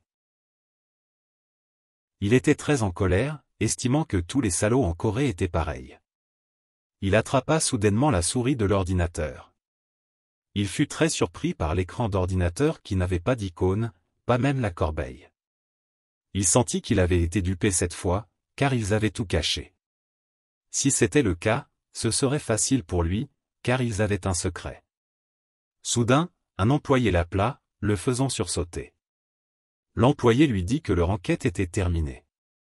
Il rapporta qu'il n'y avait pas une seule boîte pleine, ce qui étonna le procureur. Il hurla de colère à son personnel, leur ordonnant de vérifier les autres étages et de remplir toutes les boîtes. L'employé hésita et dit que les autres étages n'étaient pas dans le mandat de perquisition. Le procureur dit avec colère qu'il prendrait toute la responsabilité, tant qu'ils obtenaient toutes les informations. Ils s'enfuirent rapidement. Alors qu'ils fouillaient tout, soudain quelqu'un entra dans le bureau. Le procureur cria avec colère, « Qui est ce salaud ?» Il interrompait une enquête officielle ici, mais il entra quand même dans le bureau sans s'arrêter. L'avocat qui vint dit, « C'est moi, le salaud. » L'avocat sourit et regarda Nam, le saluant chaleureusement, « Ça fait longtemps. » Il fut choqué d'appeler le seigneur devant lui, et l'avocat fut très gêné d'entendre le mot seigneur de sa bouche. Il demanda à l'avocat pourquoi il était là. L'avocat lui dit de ne pas faire semblant de ne rien savoir. L'avocat lui cria qu'il était l'avocat de cette entreprise. Tout le monde tomba dans un état de panique et de confusion. L'avocat leur dit rapidement, « Montrez-moi le mandat de perquisition. » Mais à ce moment-là, tout le monde se regarda d'un air perplexe, essayant d'échanger des regards. Il était très en colère parce qu'il restait là comme ça. Il dit qu'il ne savait pas que dans une enquête, l'avocat du défendeur était autorisé à participer. Il leur cria, « Dépêchez-vous et montrez-moi le mandat de perquisition. » Cela fit très peur à tout le monde. Le procureur dit rapidement à son personnel de donner l'avocat à contre-séhure. L'avocat sourit avec satisfaction, tenant le mandat de perquisition dans sa main. Il rit, leur demandant pourquoi il le rendait fou. Que était-ce qu'un ordre final de délit d'initié, puisque cette affaire avait déjà été enquêtée? Pourquoi venait-il ici et causait des ennuis à nouveau? Le procureur bégaya que s'ils enquêtaient, il ne les laisserait pas finir de parler. L'avocat l'interrompit rapidement, leur demandant pourquoi il fouillait des zones qui n'étaient pas dans le mandat de perquisition. Il se moqua du procureur devant lui, disant que c'était à cause de sa façon de travailler qu'il le méprisait. C'était de suivre la loi mais de ne pas la suivre délibérément. L'avocat lui demanda comment il osait agir à sa guise. Il demanda si Kao Wanizu les avait attrapés en train de faire ça. Le procureur regarda son avocat avec surprise, disant avec colère que ce foutu chien ne coupait tout que pour la promotion. Il regardait le procureur et s'ils étaient vraiment vrais ou pas. Si le procureur utilisait aussi la loi à mauvais escient comme Kao Wanizu, alors il serait aussi traîné par lui. Il sourit, le procureur devait se comporter correctement. Il lui demanda s'il savait combien de bénéfices le PDG Wang Kim faisait chaque jour. Il fallait au moins que ce soit des dizaines de milliards de won. Cela provoquerait certainement le chaos à l'intérieur. Le procureur fut très effrayé par ce qu'il entendit. L'avocat continua parce qu'une partie de leur argent venait aussi des investisseurs américains. Donc bien sûr il porterait plainte aux États-Unis. Il regarda le jeune procureur et lui demanda s'il ne savait rien, et dit que le nom du collaborateur de Taezan était Robert. Au moins avait-il déjà entendu ce nom? Il était l'investisseur le plus en vue de Wall Street et aussi un partenaire d'affaires du PDG Zhang. Il lui conseilla de choisir le bon côté, s'il choisissait mal, il devrait peut-être faire ses bagages et retourner dans sa ville natale. Entendre cela fit avaler difficilement le procureur de peur. Il faisait déjà nuit dehors, et le soleil s'était couché. L'avocat dit à ses employés de vite faire leurs valises et de partir. Pourquoi restait-il encore là? Ils n'avaient pas de mandat de perquisition qui leur permettait d'enquêter la nuit, alors ils devraient se dépêcher de partir. L'avocat continua, disant que quand le soleil s'était couché, l'enquête devait se terminer. À ce moment-là, le procureur pensait qu'il serait marqué par le procureur général et que la seule chose qui lui restait était l'affrontement inévitable avec le cabinet d'avocats de Samu. Il dit à son personnel de vite faire leurs valises. Le personnel obéit rapidement, s'inclinant respectueusement devant l'avocat. Celui qui se leva dit, « Je suis désolé, Seigneur. Je vais partir maintenant. » Voyant son expression, l'avocat sut qu'il avait enfin compris le problème. L'avocat cria à tout le monde, disant que s'ils partaient plus tard, ils devraient laisser toutes leurs affaires derrière eux. Il faisait nuit en Corée. Regardant les objets dans la boîte que les procureurs avaient collectés, il dit qu'il devait être fou. Il demanda à l'avocat qui tirait les ficelles derrière eux. L'avocat fut très surpris par sa question. Il dit rapidement que son nom était Kao Wanizu. Il était le nouveau représentant du district central. Il continua, disant que même si c'était son ordre personnel, il semblait que le Hwang était ceux qui avaient vraiment orchestré cela. Il hocha la tête, disant qu'il avait entendu dire que les choses étaient assez occupées ces derniers temps. Il pensait que s'ils avaient commencé à agir, il pourrait y avoir une autre attaque. Était-ce cette enquête? Que était-ce comparé à cela? L'avocat l'admit et dit qu'il savait à quel point ils étaient méchants et rusés. Combien savait-il? Il savait que la Corée était un endroit où même les innocents pouvaient être accusés de quelque chose. Il sourit à l'avocat et lui demanda de faire attention. Il dit qu'il avait fait de son mieux, mais qu'il manquait de pouvoir. Au moins jusqu'à présent, ils étaient encore en sécurité, mais il demanda un peu plus de temps, parce qu'il parlait de le Hwang. Les politiciens allaient aussi commencer à agir. Il lui conseilla d'être très prudent. Il sourit et dit que peut-être qu'il devrait reconsidérer sa décision. Il lui demanda s'il avait un plan en tête. Pourquoi? Il sourit joyeusement et dit qu'il avait juste l'intention de faire ce qu'il pensait être juste. À ce moment-là, chez Roes Company, ils étaient très agacés. Les employés s'excusaient auprès du directeur de ne pas avoir pu trouver une raison de s'occuper de Zhang Taezan. Ils dirent qu'ils essaieraient à nouveau bientôt. Le directeur l'interrompit rapidement, disant qu'il devait partir. Il avait quelque chose à faire. Il devait donc raccrocher d'abord. Il raccrocha rapidement le téléphone. Il était agacé par son personnel, qui n'avait pas le sens de la compétition. Il sentait qu'il n'y avait plus personne d'utile. Tout allait bien. Sa fille avait atterri avec succès en France et peut-être qu'elle s'habituait à tout. Maintenant, il n'avait plus que Yang Taezan à régler. Il était le directeur Son Jegu. Soudain, le téléphone sonna à nouveau. L'autre bout de la ligne annonça qu'il y avait un invité qui voulait le voir. Il fut un peu surpris car il était tard, et il ne savait pas qui était à l'autre bout.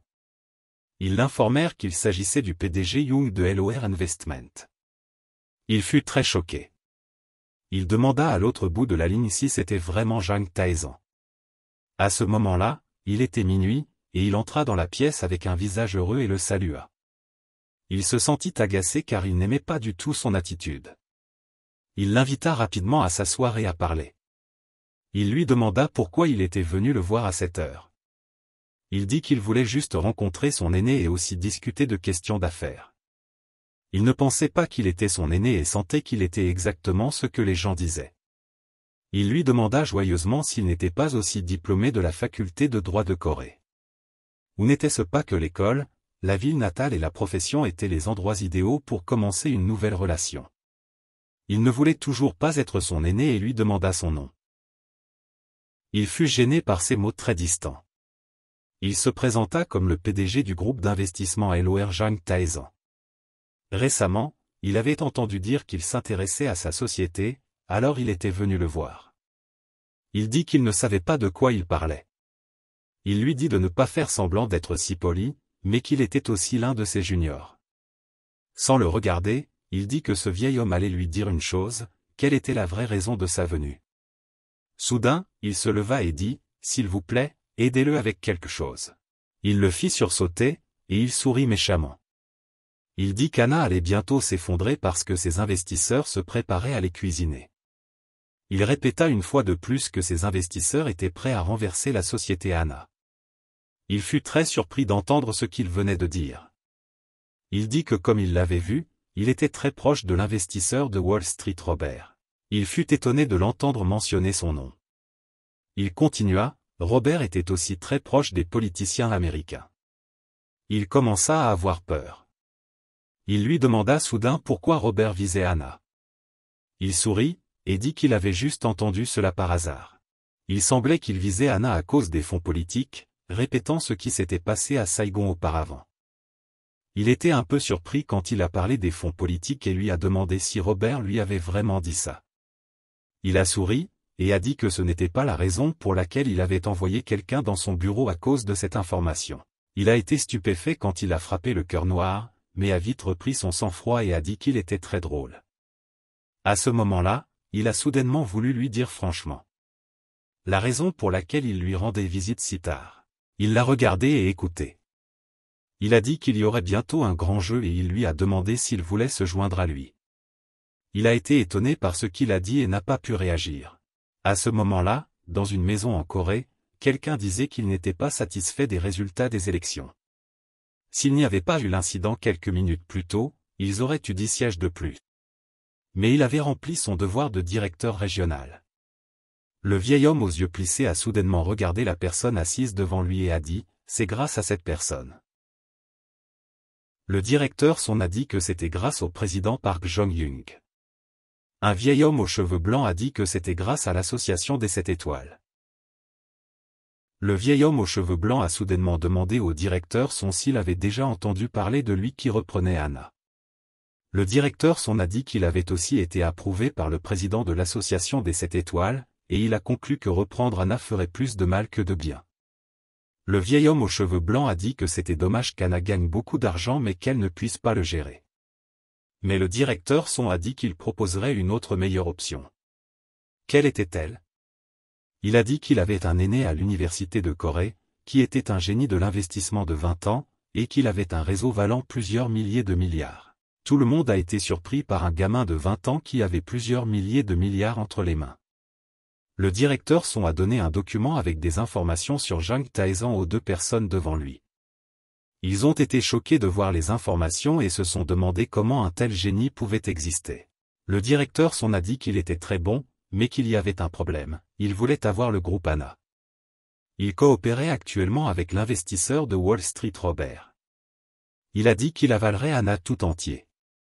Il a soudainement ouvert les yeux en grand et a demandé si le directeur Son voulait dire le diable de l'investissement. Le directeur Son a vite confirmé cela. Il a dit que Robert avait beaucoup de relations, et que les gens disaient que le rencontrer était plus difficile que d'aller au paradis. Le vieil homme aux cheveux blancs doutait que Jang Tae-san puisse être si bon. Le directeur Son a confirmé cela et a dit que, en quelques années seulement, ses profits d'investissement avaient dépassé plusieurs centaines de milliards. Le vieil homme aux cheveux noirs a dit que si ce n'était que Na, ce serait facile, mais pas le vieil homme aux cheveux blancs. Il a demandé s'il devait s'occuper de Jang Tae-san, ou pourquoi il ne le donnait pas à quelqu'un de mieux au lieu de lui. Le vieil homme aux cheveux blancs a regardé l'expression du directeur Son et était sûr que le directeur Son avait accepté avec Jang Tae-san. Le directeur Son a dit qu'il était temps de s'occuper d'Anna. Les autres directeurs avaient également accepté cela. Le directeur Son a continué, en disant qu'il savait aussi que Tae-san avait une relation avec le président Jo de Yonggyung. Il a dit qu'il était le fils illégitime de la fille illégitime du président Jo. Tout le monde a été émerveillé de le découvrir enfin. Il s'est avéré que Jang Tae-san voulait se venger. Le vieil homme aux cheveux blancs a demandé au directeur Son ce qu'il voulait. Le directeur Son a dit qu'il y aurait bientôt un grand jeu, et qu'il voulait qu'ils se tiennent de son côté quand quelque chose se passerait. S'ils acceptaient, ils promettaient de multiplier leur investissement par 10. Ils ont demandé quels étaient les autres risques. Le directeur Son a dit qu'il n'avait pas encore décidé, mais qu'il espérait d'abord que les deux frères l'aideraient secrètement un peu. Parce qu'il prévoyait d'investir 300 milliards de son propre argent. À ce moment-là, chez LOR Company, la personne à l'autre bout du fil dit que la date de l'assemblée des actionnaires avait été fixée, mais qu'il ne comprenait pas pourquoi le tribunal était si pressé. Tae-san dit que c'était encore de la chance. La personne à l'autre bout du fil dit qu'il avait entendu dire que Leo Hang s'était retiré de l'équipe juridique d'Anna. La personne à l'autre bout du fil dit qu'il faudrait au moins un mois pour envoyer toutes les invitations et déterminer la date de l'assemblée des actionnaires. Tae-san acquiesça joyeusement. Soudain, il ouvrit son téléphone. Puis il pressa la personne à l'autre bout du fil et le remercia pour son cadeau. La personne à l'autre bout du fil dit qu'il devrait aller boire un verre un de ces jours. Il dit qu'il lui enverrait son numéro de compte bancaire. La personne à l'autre bout du fil le remercia rapidement. Il sourit et ne comprenait pas pourquoi l'autre côté le remerciait, alors qu'il était sur le point de lui planter un couteau dans la gorge. À ce moment-là, soudain, le téléphone sonna. La personne à l'autre bout du fil dit qu'il y avait un invité qui voulait le voir. Il demanda qui était l'invité. La personne à l'autre bout du fil dit que le président Do Hong-dung pensait qu'ils étaient arrivés. Il fut gêné parce qu'il avait oublié ça. Il les invita rapidement à entrer. Une paire de talons aux roses apparut devant la porte du bureau. Il fut très surpris de regarder la fille devant lui. Elle le salua rapidement. Elle se présenta comme Yo. Il fut gêné et la complimenta pour être vraiment belle. Elle sourit et accepta son compliment. Jusqu'à présent, il se rendit compte que le directeur Do Hong-dung était le père de la fille devant lui. Elle confirma aussi rapidement qu'il était son père.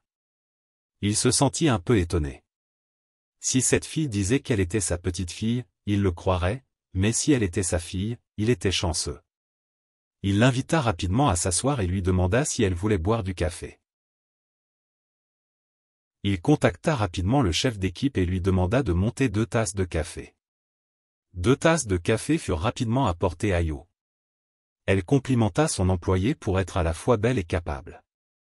Il sourit et dit qu'il lui payait un salaire très élevé. Elle sourit et dit que si elle voulait aussi recevoir un tel salaire, pouvait-elle? Parce qu'après être rentrée au pays, elle n'avait que de l'argent pour l'essence. Il se rendit compte que cette fille était assez ouverte, sourit, et dit que sûrement son père la laisserait vivre confortablement. Elle dit qu'il lui avait donné une maison, une voiture, et $1 million sur son compte. Il sentit qu'une jeune personne comme elle en avait assez. Elle sourit et dit que ce n'était pas assez, parce qu'elle voulait réaliser le rêve de son père. Il sentit qu'elle avait une peau aussi blanche que la neige et qu'elle pouvait enchanter les autres. S'il n'était pas prudent, il serait trompé par sa beauté, comme les autres hommes qui la regardaient. Il évalua son niveau de danger à 99%. Soudain, il lui demanda, sûrement qu'elle se rendait aussi compte que le rêve de son père était très grand, non? Elle le regarda et lui demanda s'il voulait lui donner une chance. Il dit qu'il investirait en elle si elle avait la capacité. Elle dit rapidement qu'elle était diplômée du département des affaires de l'université de Greenson. Elle avait également terminé les programmes de maîtrise et de doctorat là-bas. Pendant ce temps, elle n'avait que 25 ans. Il fut très surpris de savoir qu'elle était si jeune. Elle dit qu'elle avait obtenu son diplôme quelques années plus tôt. Cela lui a fait sentir qu'elle était très impressionnante. Mais elle a dit que si on la comparait à lui, ses réalisations n'étaient rien. Soudain, elle lui a dit que les normes de son père étaient très élevées et lui a demandé s'il voulait savoir ce qu'il lui avait dit. Elle a continué, il a dit qu'elle ne pouvait bien gérer qu'un seul domaine. Elle ne devait pas rêver de gérer un groupe entier, mais se concentrer sur un seul domaine. Il a senti que, comme le père, comme la fille, le niveau de danger de cette fille était passé à 99,5%.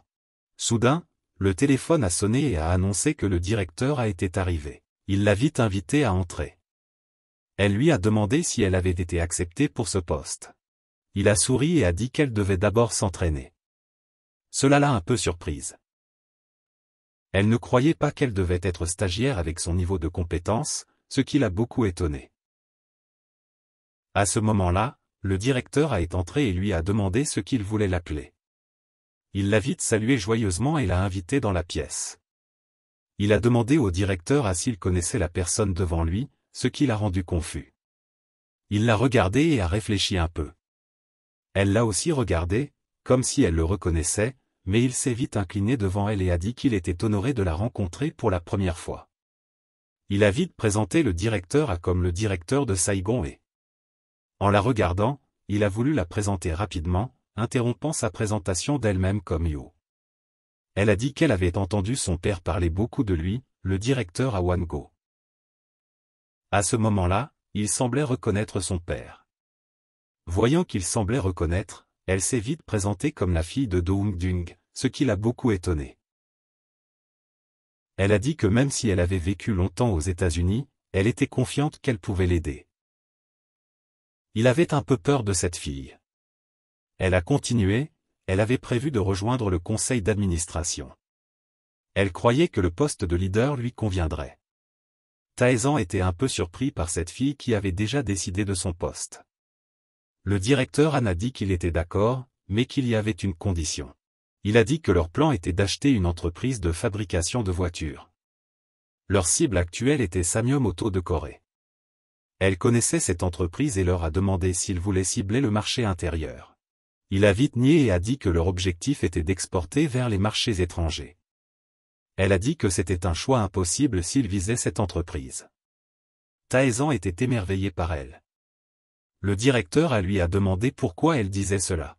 Elle a dit d'abord que le marché était trop petit, et que le fabricant de voitures de Shanghai en Chine avait déjà pris de l'avance. S'il suivait encore l'ancienne méthode sans investir dans de nouvelles technologies, il ne tiendrait pas longtemps. Les deux étaient très choqués par sa proposition. Elle a dit plus, la crise financière aux États-Unis était imminente. Dans ce cas, Samyum n'aurait plus aucune valeur. Par conséquent, ils avaient besoin d'une nouvelle solution. Taezan la regardait avec une expression réfléchie. Le directeur lui a demandé quelle était la solution.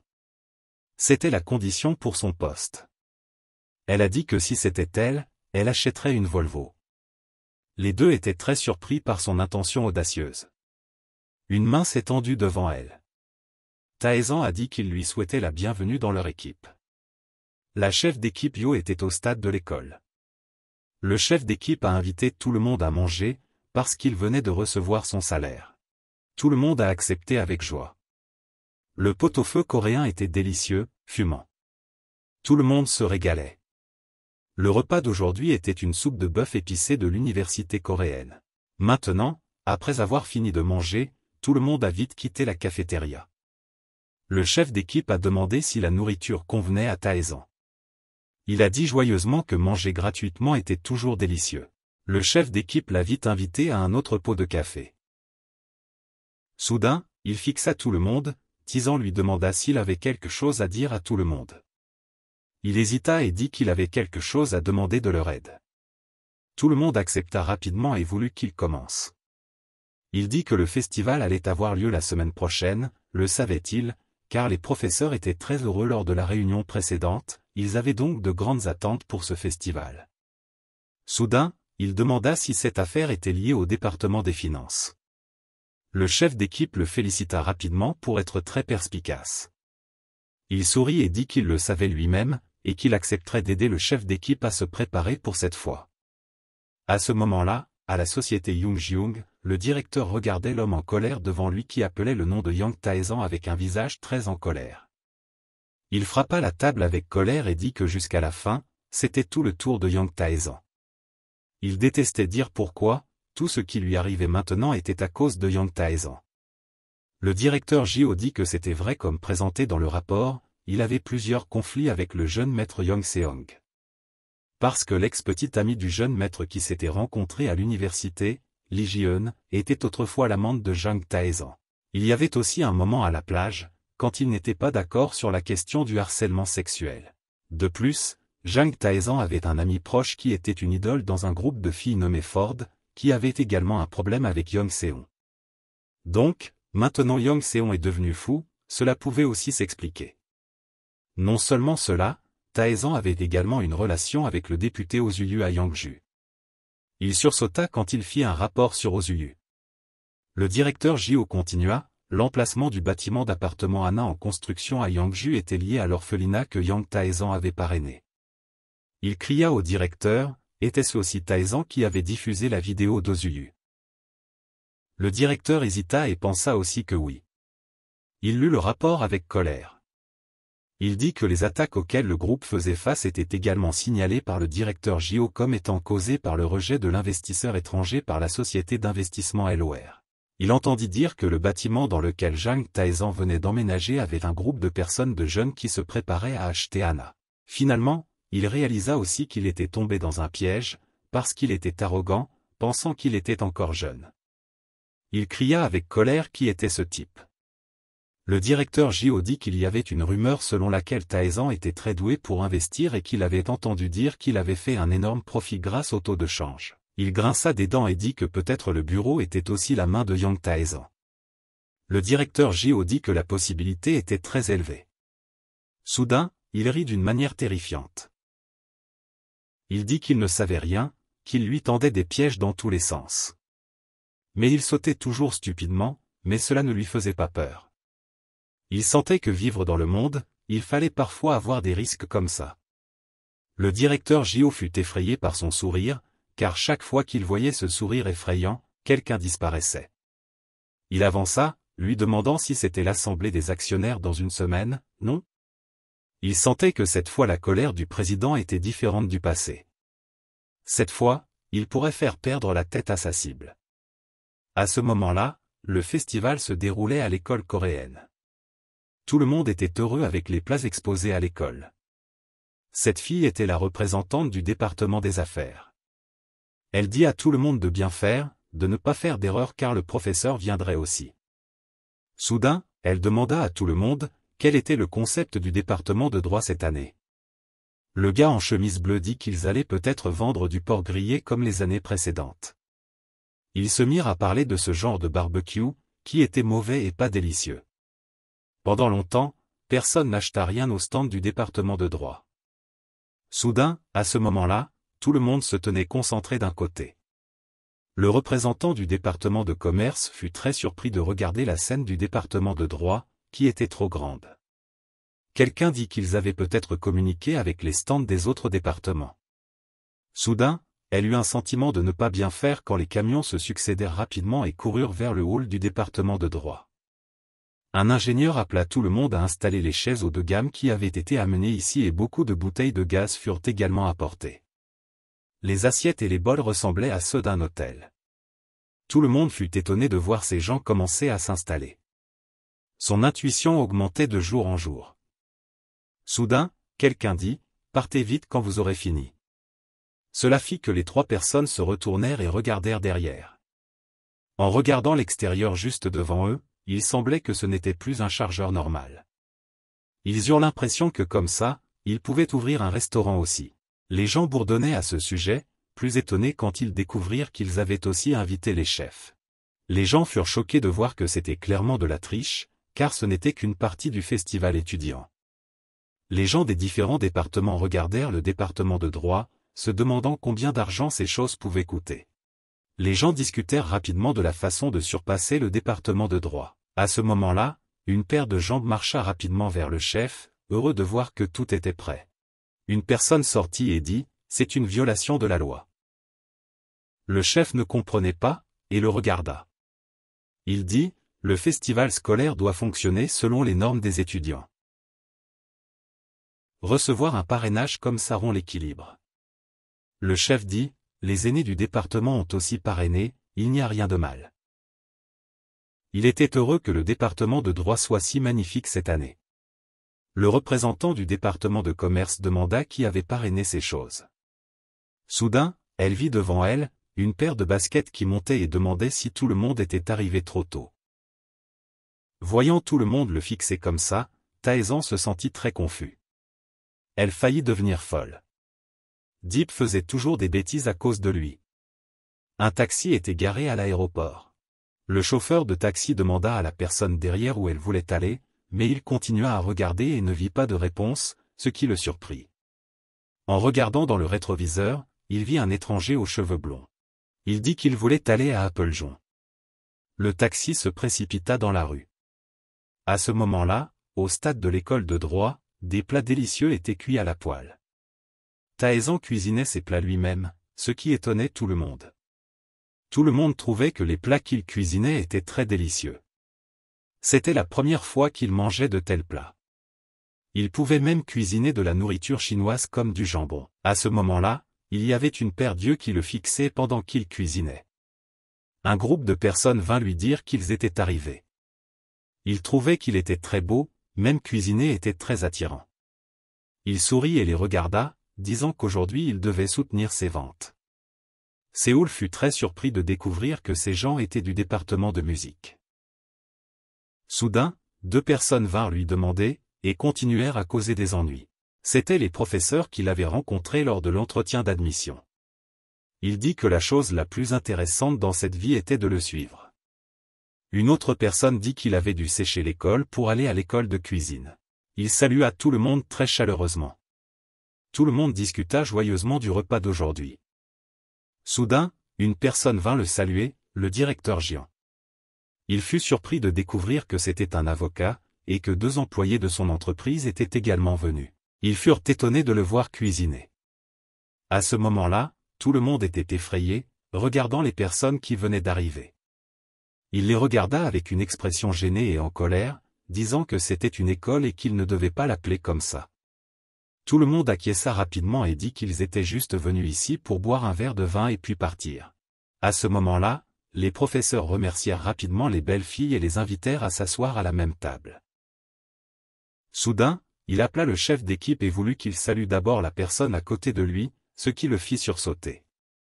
Il présenta l'avocat du cabinet d'avocats Samu, ce qui le fit paniquer. Tout le monde regarda l'avocat avec incrédulité.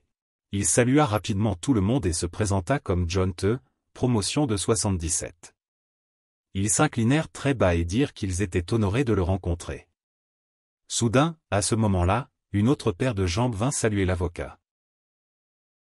En regardant là-bas, il sut qu'un autre sponsor était arrivé. Le directeur s'en vint et salua l'avocat joyeusement. L'avocat le reconnut comme le directeur de l'ennemi. À ce moment-là, Les étudiants en droit furent stupéfaits. Quelqu'un se leva et demanda s'il ne le voyait pas, ou quoi.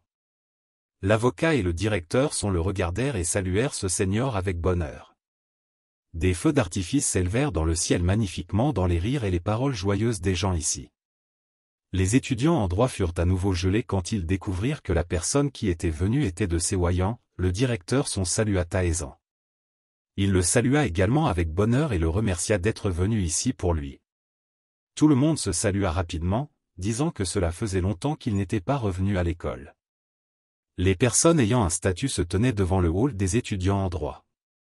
Le chef d'équipe fut extrêmement surpris par cette situation. C'était une scène incroyable, une journée de hall universitaire où toutes les célébrités du domaine du droit se rassemblaient ensemble au complet. De plus, il tournait autour de Taezan. À ce moment-là, le soir à l'appartement de Taezan, le bouton de l'ascenseur vers l'étage supérieur était pressé. Il était fatigué, appuyé sur l'ascenseur. Il avait bu tellement d'alcool qu'il était maintenant ivre. Il venait de boire avec les gens qui étaient venus ici, parce qu'il buvait joyeusement. Ensuite, il continua à boire avec ses filles, puis à boire avec ses amis du même domaine. Ici, il revint avec un visage fatigué. Il entra le mot de passe et ouvrit lentement la porte. Il entra dans la pièce sombre. Il lui sembla qu'il sentait une respiration étrange et différente à une très courte distance. Comme c'était une maison où il vivait seul, la fréquence était également ajustée pour lui convenir. Soudain, une balle traversa son corps, du sang gicla sur son visage. Le bruit d'un coup de feu devant ses yeux. La balle passa rapidement au-dessus de son épaule et vola vers la porte vitrée. Il esquiva l'attaque le plus vite possible. Il tomba à plat ventre sur le sol, esquivant les balles. Il fut blessé à plusieurs endroits, ce qui lui fit ressentir de la douleur. Mais il ne vit rien devant ses yeux. Il ne savait pas comment faire face à la situation. Il essaya de penser au moyen le plus rapide, mais à ce moment-là, il pensa soudainement à cette chose, des veines bleues et rouges apparaissant partout sur sa peau. Elles étaient entrelacées. Il décida d'essayer d'en finir. Dans une section, il attrapa une bouteille. Il devina que la personne était à environ 7 mètres de lui. Le temps d'attaque et de défense fut appliqué de manière globale. À ce moment, la balle brisa la bouteille dans sa main. Regardant dans la direction de la bouteille, il trouva enfin le tireur. Il paniqua et le regarda. Il serra rapidement son poing, voulant lui donner un coup de poing puissant. Il cria « Meurs !» Ce coup de poing rendit son épaule sanglante et en désordre. Il hurla de douleur et s'effondra rapidement, le sang éclaboussant toute la maison. Le regardant, il sourit d'un sourire effrayant. Il s'agenouilla sur le sol sous ses pieds, tout en sang. Finalement, il tomba aussi et gisait dans une mare de sang. Mais le problème était que demain, il devait encore assister à l'assemblée des actionnaires. Maintenant, il ne pouvait rien faire et ne savait pas comment le résoudre. Actuellement, lors d'une réunion importante au bureau, l'avocat Gio invite tout le monde à s'asseoir. Il s'apprête à faire un discours. Mais jusqu'à présent, la réunion a eu lieu, et il n'est pas encore arrivé. Alors, il envoie un message à Taezan pour lui demander où il est et pourquoi il n'est pas arrivé. Il soupçonne qu'il semble y avoir un problème avec Taezan. MC parle. Selon la décision du tribunal central de Séoul, la société par action ANA a annoncé l'ouverture de l'Assemblée extraordinaire des actionnaires en 2008. La réunion a eu lieu à la demande des actionnaires mécontents de la gestion laxiste et de la perte de confiance dans le conseil d'administration et le directeur de la société. Ensuite, l'avocat Gio du cabinet d'avocats Samu prit la parole. Comme tout le monde le sait, les problèmes d'ANA proviennent du processus de fusion et d'acquisition déraisonnable avec l'échelle. Actuellement, le groupe ANA est confronté à une situation économique difficile, à une dette élevée et à une baisse des ventes. Non seulement cela, le président Seun et sa famille, les véritables propriétaires d'ANA, choquent souvent les médias, affectant l'image de la société. Après avoir échoué à acheter à Séoul, le capital et le fonds de roulement de la société ont diminué. Ces questions, présentées dans le document, mettent le groupe dans une situation difficile. Si la situation continue de se dégrader comme elle l'est maintenant, non seulement la marge de circulation du capital mais aussi les garanties et les dettes déraisonnables de la société mère et des filiales deviendront ingérables, comme l'effondrement de tout le système. À ce moment, les employés du bas sont curieux et doutent du contenu qu'il dit. Certains pensent qu'il a exagéré, et il y a des opinions négatives de la part du public sur le plancher. Quelqu'un a commenté que les étrangers étaient dans une situation difficile et que ce point de vue était comme vendre le pays. Juste après, l'avocat Gio demanda à tout le monde de se taire et avertit que si quelqu'un causait des ennuis, il serait invité à sortir de la salle pour que la réunion se déroule sans heurts.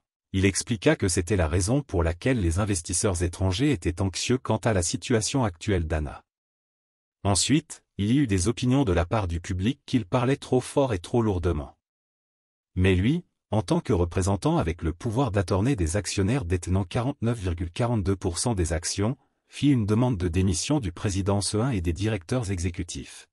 Les auditeurs furent surpris de savoir qu'il détenait 49,42% des actions, et il y eut une question sur la façon dont ils avaient acheté les actions si rapidement.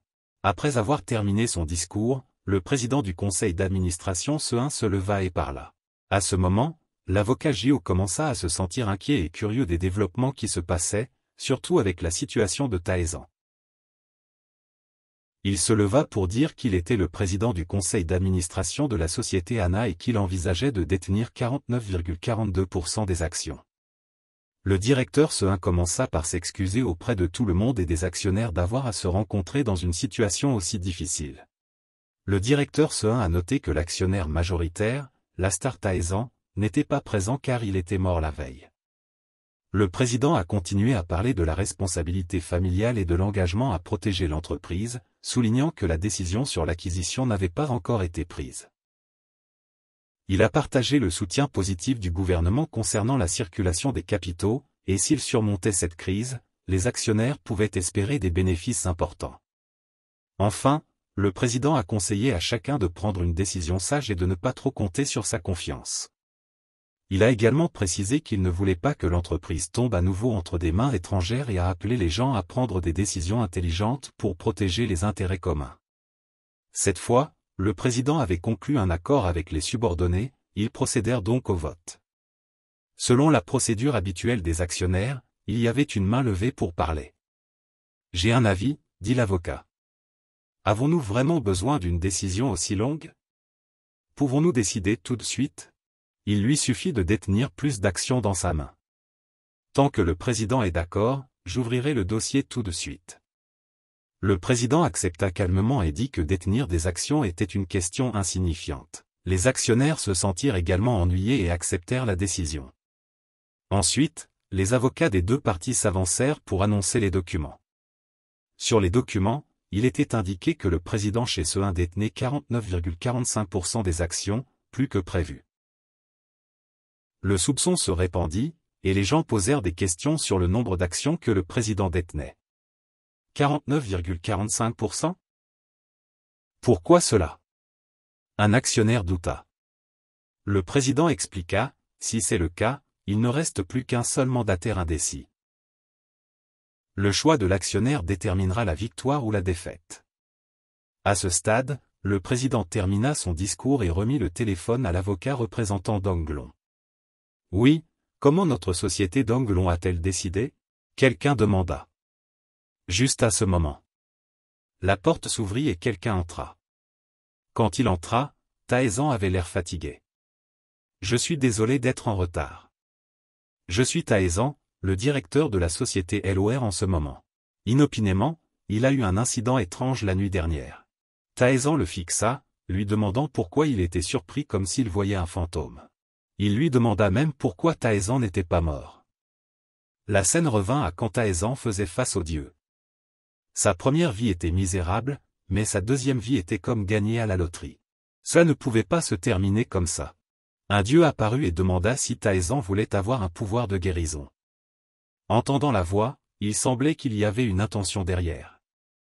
Si c'était un dieu, alors ça devait être le cas. Ce dieu pouvait venir trouver Taezan, et Taezan avait une chance de signer un contrat avec lui. Si ce dieu avait un pouvoir de guérison, alors peut-être qu'il était un dieu de la médecine, et il devait avoir un but. Comme Taezan n'avait plus beaucoup de temps pour parler, une figure blanche apparut et Taezan accepta. Taezan signerait un contrat avec lui tout de suite. Le système afficha un message indiquant que Taezan avait invoqué un dieu maléfique de niveau moyen, ce qui surprit Taezan et l'inquiéta pour sa progression. Le dieu dit que les bons dieux réfléchissent toujours avant d'agir avec vous, tandis que les dieux maléfiques sont toujours prêts à vous accueillir. Le dieu maléfique apparut et demanda pourquoi tu étais si surpris. Ce doutait dans ce moment qu'il voyait un fantôme. Dans sa main, Tizan tenait une enveloppe et la donna à l'avocat Gio. L'avocat Gio fut chargé de recevoir cet actif et les documents de LOR.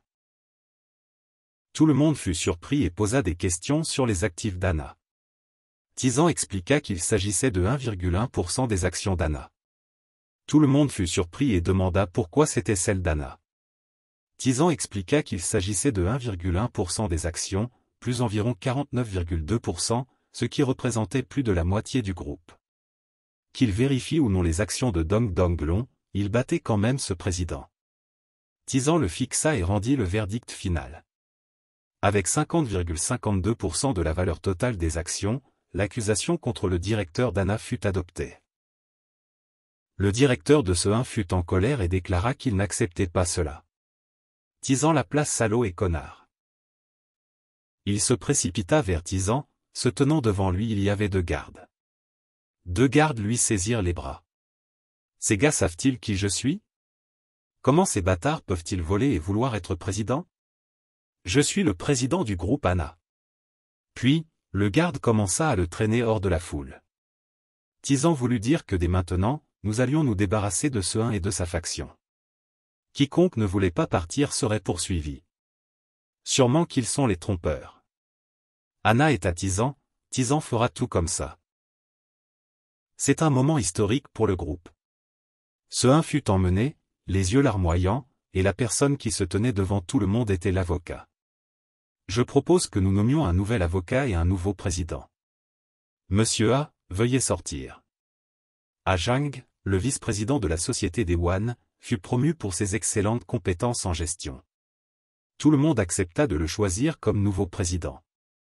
Mesdames et messieurs, à ce moment-là, le président a quelque chose à dire.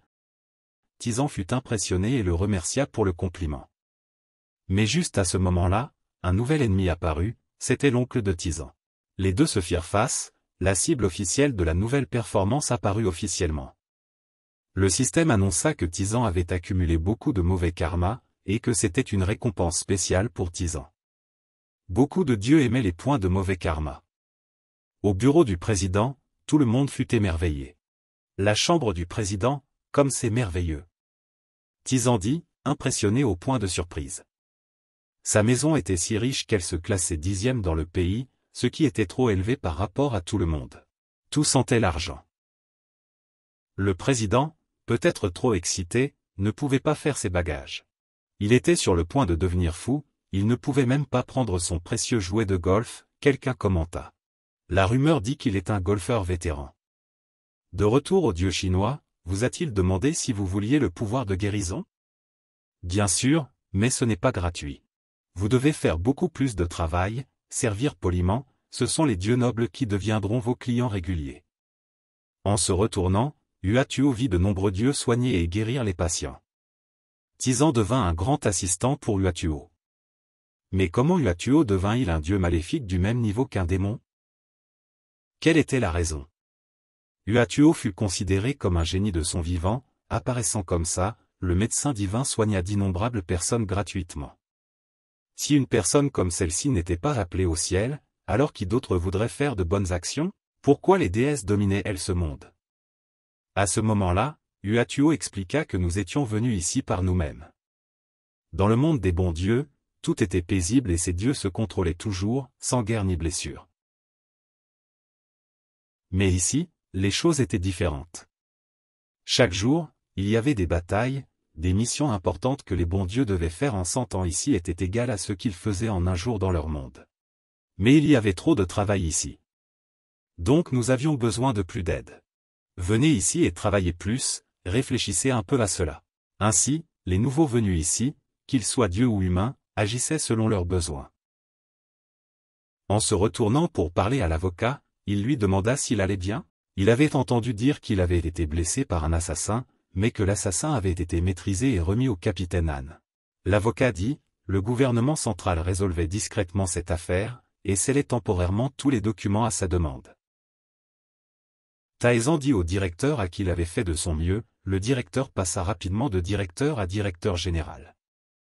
Quand l'avocat donna également son avis qu'il y avait une part de responsabilité, le directeur les remercia simplement tous les deux.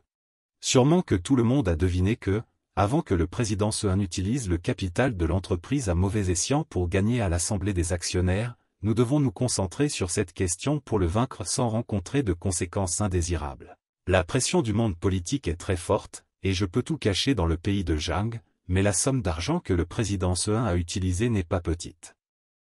Surtout, il a un lien étroit avec le gouvernement, donc il y a beaucoup de problèmes épineux, y compris des poursuites judiciaires. Taezan sourit simplement et dit qu'il n'y avait pas lieu de s'inquiéter, car il avait ses propres mesures. À ce moment-là, à la maison privée du président Seun promit de détruire tous ceux qui étaient impliqués. Si un assassin ne suffisait pas, il en enverrait plus, sinon, il en enverrait encore plus. Seun déclara qu'il ne mourrait pas seul, mais qu'il entraînerait tous ces gens obscurs.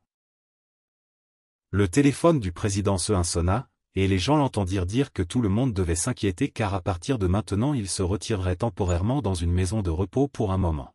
Le ministre exprima également son inquiétude et avertit que dès aujourd'hui, il serait interdit de quitter le pays. Sûrement qu'il devait trouver un endroit calme pour se reposer pendant quelques années. Qu'est-ce qu'il a dit? Ces gens voulaient m'emprisonner, hein. Alors Seun se mit en colère, appela le nom de ce salaud et demanda qui l'avait sponsorisé pour grimper là-haut. Mais maintenant, il jouait au jeu du salaud. Pensait-il que je ne mourrais pas seul, hein? Absolument pas. L'autre bout de la ligne dit, il disait qu'il avait menacé le ministre. Je ne suis qu'un ministre, rien de plus. J'ai trouvé et brûlé ces choses déjà, alors ce fou reste calme. Si tu ne veux pas voir ta femme et tes enfants tourner le dos et rire, allonge-toi. Il tomba et les gens appelèrent rapidement le médecin. Selon les médias, l'ancien président du groupe ANA, M. Seun, était inconscient chez lui et a été emmené à l'hôpital d'urgence. Il y avait 20 personnes, dont les dirigeants actuels et sa famille, qui étaient impliqués dans l'aide à ce scandale et qui étaient tous en cours d'enquête par le procureur. Selon la personne impliquée, le montant de la corruption de M. Seun s'élevait à des milliers de milliards. 2 mois après la faillite de la société ANA, une réunion eut lieu au bureau du directeur Taezan. Bonjour, président, non, maintenant il est temps de l'appeler président. Il se retourna pour saluer le manager JOE, qui avait traversé des hauts et des bas depuis la campagne boueuse pour s'élever sur le marché coréen et mondial. Commençons ensemble, la 2e réunion de notre vie, ouvrons le 2e chapitre de notre vie.